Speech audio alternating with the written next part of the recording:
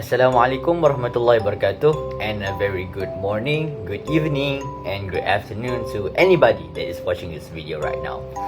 So, to start off our presentation today, I will now tell you about the Malaysian Education Blueprint. So, you might be wondering, what is the Malaysian Education Blueprint?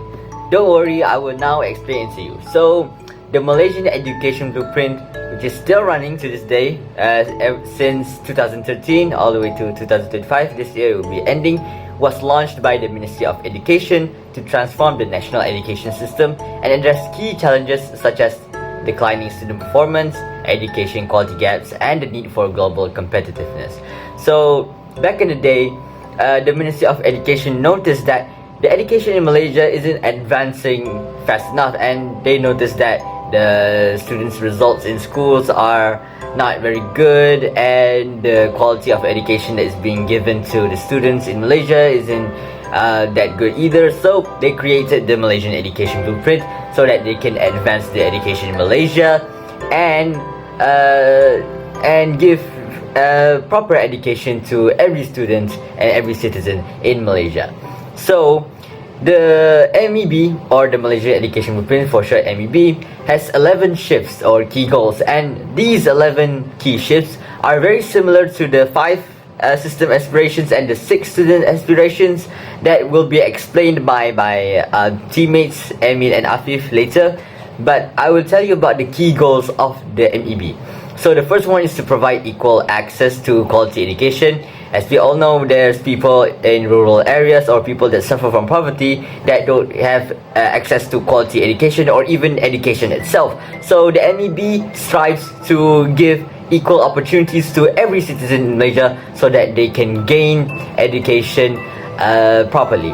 So the second key goal is to ensure every child is proficient in the Malaysian language and English, and this is pretty obvious for the Malaysian language because we live in Malaysia. But for English, the reason why English is so important is because Malaysia uses English as its second language, and English is actually a global language, which means that you can use English in any country in the world to communicate with others for economic stuff or just socializing. So yeah, that's for number 2. Moving on to number 3 is to develop values-driven Malaysians. So we all know that we Malaysians live in a multicultural society. So in order to live in peace and harmony, we need to have values in ourselves like sympathy, empathy, respect, and caring, and any other positive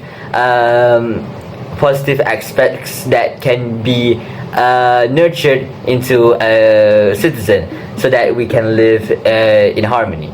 So next up is to transform teaching into a respected profession, and this is because back in the day, teaching wasn't particularly looked as a profession that is high up, because back then people wanted to strive to become doctors, engineers, architects, and they think that the profession of teaching is something that is below that. But it is actually very important, because teaching is essentially building the nation for the future generations. So yeah, so for the 5th key goal is to ensure high-performing school leaders. So in order for students to succeed and to have quality education and other stuff like that, we need to produce high quality school leaders so that the students can get proper education and other stuff like that. So the 6th key goal is to leverage ICT to improve learning, and we all know that in this modern era we have things like the television, we have laptops, computers, phones, and we also have the artificial intelligence, and all of these can contribute to helping students learn better and more efficiently. So the next key goal is to revamp curriculum and assessments. So back in the day, the curriculum isn't very systematic or not very structured, so the MEB is created to reform the curriculum and assessments. So next up is to transform teaching and learning through partnerships. So this is basically like collaboration with local communities, cities, towns, or even international, so that students can learn more about things that they have to learn about.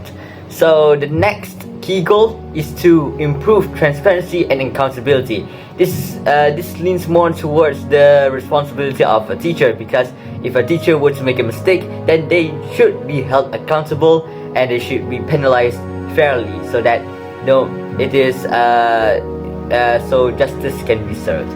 So next up is to maximize student outcomes while keeping costs low.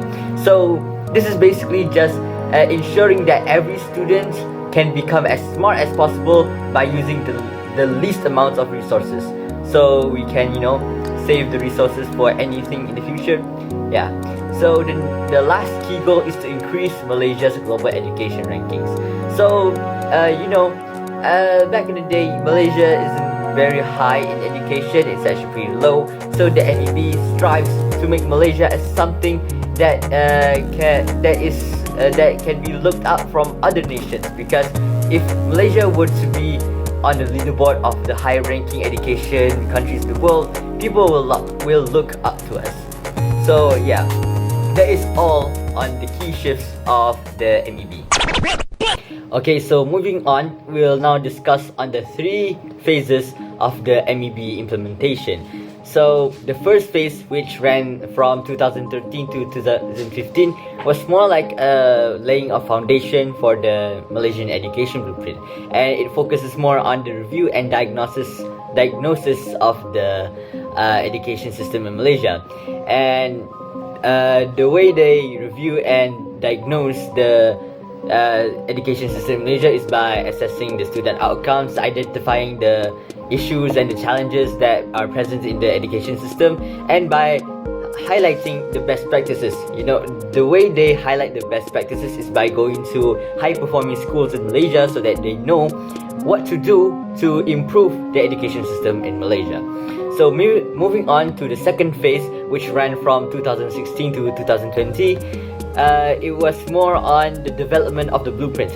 Since we know the issues that are present from the foundation earlier in the first phase, we can now develop the blueprint more further, and we can improve on any issues that we can solve.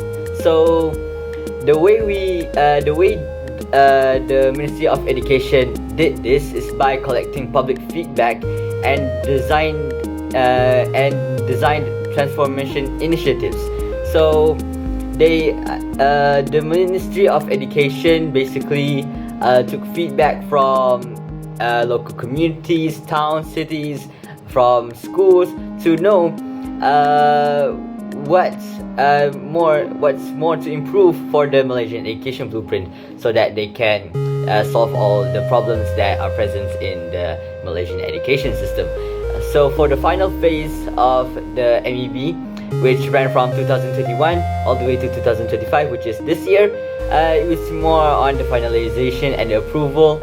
So it's pretty simple. It's basically seeing what they have achieved, what isn't achieved, and if the things that haven't been achieved yet can be achieved for the next initiative after the MEB.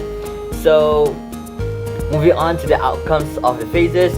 The first phase, I said earlier, we were able to identify the issues and the problems that are present in the education system, and we know the data, we know what to do from high performing schools. So the second phase, the outcome is that we get more public feedback, and the last phase, we know that what to improve in the future for our Malaysian education system. So yeah, I think that is all for my presentation on the Malaysian education blueprint. So I will now be handing it over to my teammates to explain the 5 aspirations and the 6 students' aspirations, and the implications of everything that we have discussed. So, Assalamualaikum warahmatullahi wabarakatuh, and a very good morning, good afternoon, and good evening. So, thank you Hazim for your presentation. Now, it has enlightened me about MEB.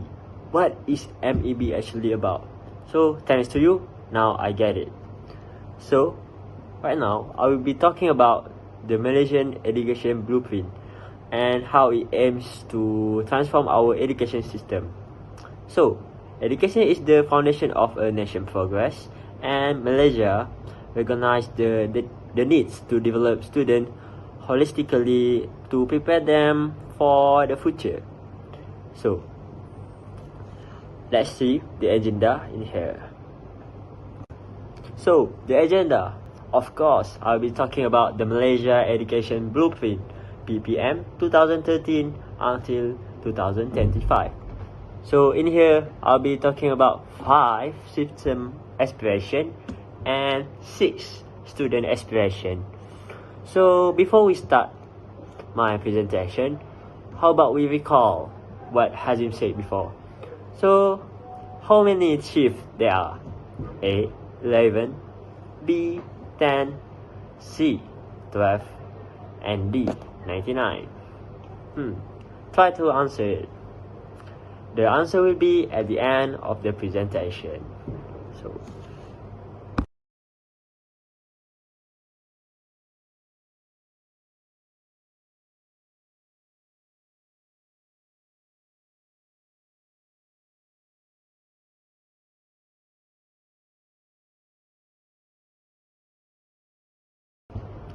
So, 5 system aspiration. What is it? The 5 system aspiration are the key goals for the national education system. While the 6 student aspiration are the qualities that every Malaysian student should develop. In my speech today, I will explain their implication for the future of education in Malaysia, but also I will be adding more example about each of the topic. So let's go. The 5 system aspiration. Access. Access is about ensuring every student has access to quality education. So the main goal is to ensure that every student in Malaysia has access to quality education regardless of their background. Like the government has worked to increase school enrollment rates and provide equal opportunities for students in rural and urban area. So the second one, quality. Quality is about improving the quality of education. So the blueprint focuses on enhancing teaching methods, curriculum, and student performance in subjects like mathematics, science, and English. So, the introduction of higher order thinking skill, or recognized as HOTS, encourage students to think critically rather than just memorize information. So, other than that, which is the third one, equity. Every student should have an equal opportunity to succeed, regardless of socioeconomic background, gender, or location. So, special initiative such as financial aid program and support for special needs students aim to close the education gap between the different groups. Other than that, unity. As you all know, that Malaysia is a multicultural country, and the education system plays a key role in promoting unity among different races and religions. So, schools encourage interaction among students from diverse backgrounds through curricular activities, rukun negara program, and history lesson. So, the last one, efficiency. So, it was to ensure the best use of resources. The education system must be managed efficiently. The blueprint focuses on better teaching training, school management, and technological integration to improve learning outcome without wasting any resources. So, that's the 5 system expression that sets the foundation for a strong education system. So, let's look at the example. So the example, the first one, access. The Malaysian government introduced like Zero Project, which is they provide special education program and inclusive classroom so that every child, regardless of their abilities, can receive an education. Second one, quality. So what does it do? So basically it was meant to improve the student learning outcome. Like the dual language program, it allows students to learn science and mathematics in English, helping them become more proficient in language while understanding technical subjects better. The third one, reducing the education gap, like Kelas Khas Murid Orang Asli (KKMOA) is a special initiative to help orang asli student in the rural area gets proper education. So it's to ensure that students from remote village can attend school regularly. So the fourth one, unity, promoting national identity and social integration. Like the example that was written there, the rancangan integrasi murid untuk perpaduan (RIMU). It basically encourage students from different ethnic background to participate in joint activities such as sports, cultural performance, and leadership camp. So it help build stronger relationship among students. So the last one, efficiency. It was meant to maximizing resources for better education, like the One Bestari Net program. Like it was meant to ensure that even rural schools can use technology for teaching and learning, making education more efficient and modern. So that showed how Malaysia is working towards achieving the 5 system aspiration. So let's get to that one.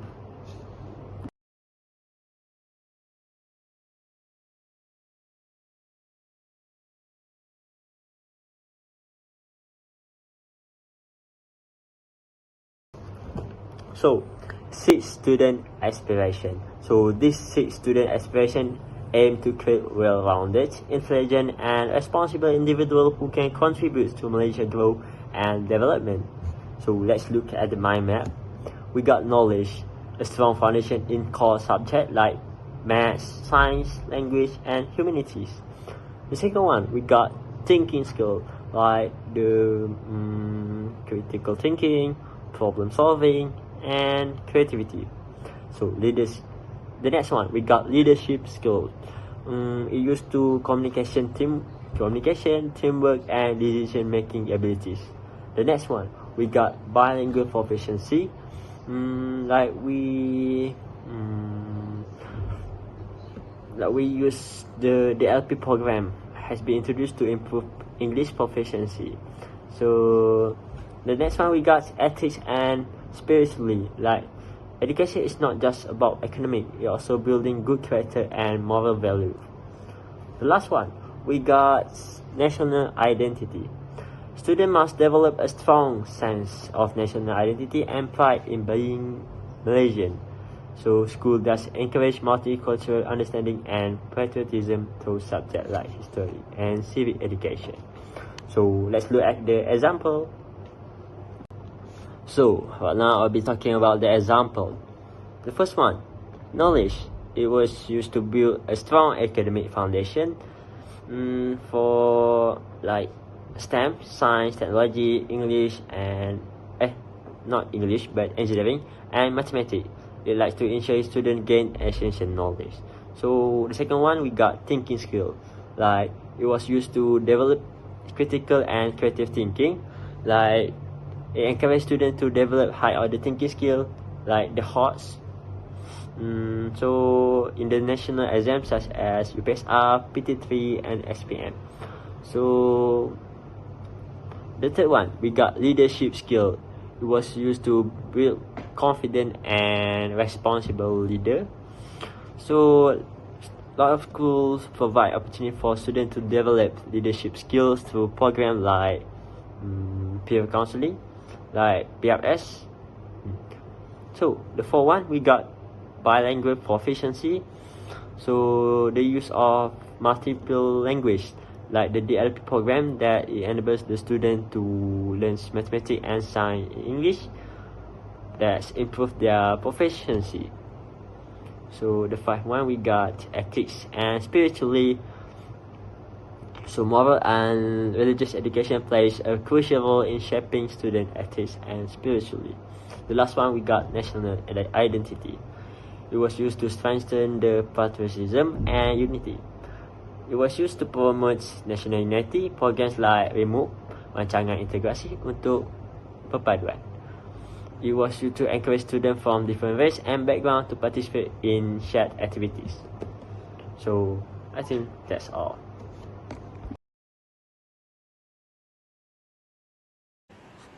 So, Assalamualaikum and good day to everyone.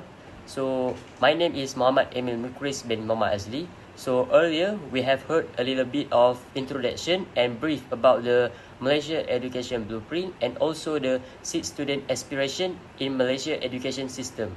So, for the next one, I will be talking about the implications of the 6 student aspiration in Malaysia education system. So, in my point of view, I think this topic is must to address because it is crucial for the future of our nations. And not only that, the implications of the 6 student aspirations outlined in Malaysia education system are the pillars that are define the kind of students that we aim to produce and bond. But however, the real challenges come on how these aspirations impact our education system. Our schools and universities equipped to develop these qualities in students, or what changes we needed to ensure that the education system remains relevant in this evolving global landscape. So, for today, I will be discussing these implications and how they are doing to shape the Malaysia's education system, policies, teaching methods, and also the students' development. So, without wasting any time, let's go. Alright, so for the first implications, we are going to focus on the knowledge, which is the need for a shift from rote learning to a holistic education. So, the aspirations for knowledge emphasize strong academic performance, but knowledge today goes beyond memorizing facts, like reading textbook and also hearing the lecture in the class simply. And the implication for Malaysia education system is that we must transition from rote learning to a more holistic approach, which is focusing on critical thinking, problem solving, and real world applications, which is these skills are really needed for our students to be successful for their future, not only in the academic but also their profession when they are applying for the jobs. So by this way, the school must integrate technology and experiential learning to ensure students apply what they learn. So by this way, instead of just sit in the class and hear the lecture, the students need to be learning based on their experience so that they can apply in their real life. So by this way, the education does not just stay in the class but also can be dragged when they are outside of the class. So the next one is the universities must also emphasize research, innovation, and interdisciplinary studies to produce well-rounded graduates.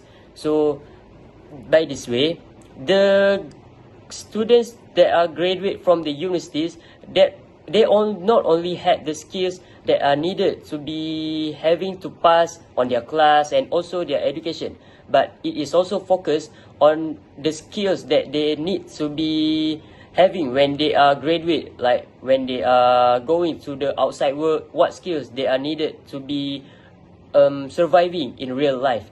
And not only that, the last one is the teacher also must be trained to facilitate inquiry-based learning rather than just delivering the lectures. So by this way, it means that the teacher needs to have a good way of delivering a lecture instead of just reading from the textbook and also the notes. Maybe the teacher can have an active learning class to the students so that they feel very engaged with the teachers, and also they could learn new things, a lot of new things, instead of just open the textbook and just learn what are in that. They could learn more things in the outside of their work and also their environment. So maybe the failing to make these shifts means that the students could be struggle to compete in a knowledge-driven global economy. So that is why the knowledge is important. Not only the things that we learn in school, but also it is the experience that we are learning in our life. It all are useful for the students and also the teachers' future.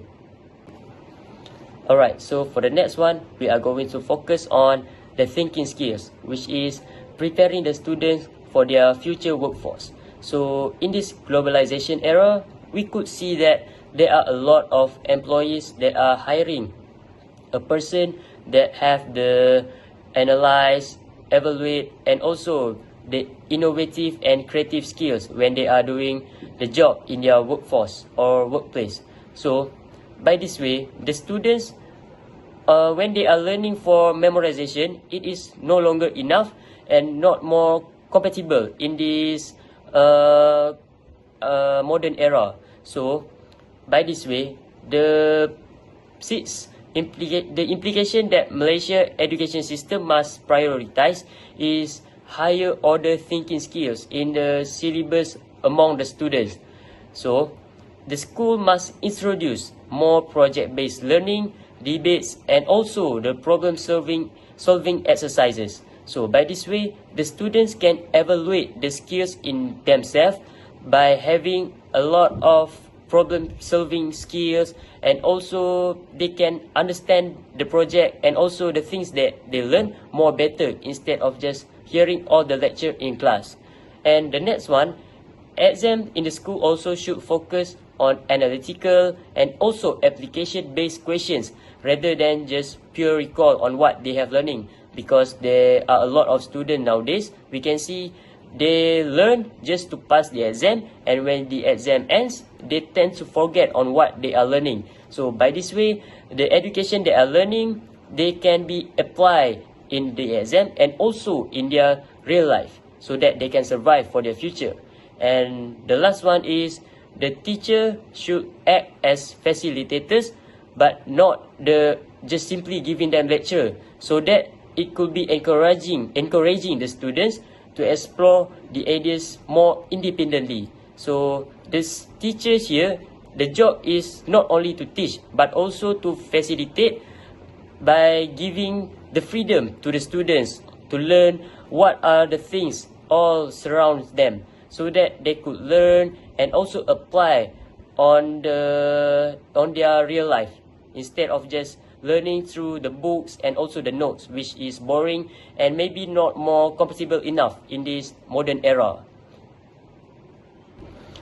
Alright, so the next one, we are going to look at the leadership, which is developing the responsible and effective leaders among the students.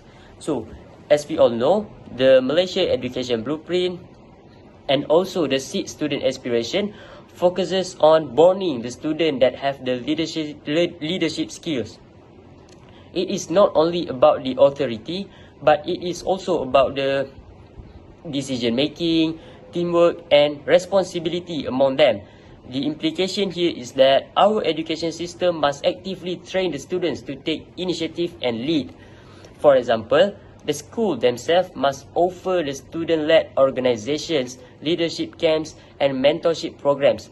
So by having these initiatives and also activities, the student themselves can know how to handle a program, how to do such a big project, and also they can maybe have a lot of teamwork among themselves. So this is the skill which are needed in the students themselves for their future workforce. And the next one is educators. The teacher themselves must provide a lot of opportunities for the students to take responsibility inside the classroom, which is allowing them to lead the discussions and initiatives. So for example, we can see nowadays in a single classroom, there are a lot of committees that has been hired by the teacher. For example, the board committee and also the cleanliness committee, which is playing the most important role in their classroom. So this is allow them to have a lot of responsibility, and also it make them to be more active in the classroom, and they can become more initiate in themselves. So without these initiatives, students may lack confidence and problem-solving abilities when stepping into leadership roles in their careers, which is this what we not want. We are focusing on burning them with the abilities to handle things and the more confidence in themselves. So we have come to an end. So I can conclude by saying that these six student aspiration that have been outlined in the Malaysia Education Blueprint are not just goals, but they are the foundation for a progressive, competitive, and morally upright nations. So if we can succeed to do these goals, we will produce such a generation of students who are knowledgeable, they critical thinkers, ethical leaders, and proud Malaysians that are ready to take on the challenges of the future. So I think that's all from us. Thank you and have a good day. Assalamualaikum.